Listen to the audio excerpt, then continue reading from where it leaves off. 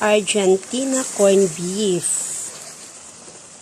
So, ato siyang utangan og egg, no? Ayan.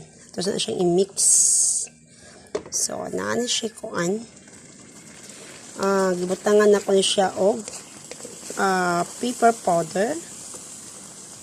Then, nag-add sa tuog konting sugar. Hindi sugar.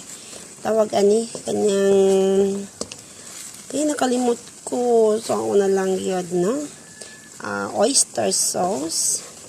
Then, nagput sa kuog konting asin or salt.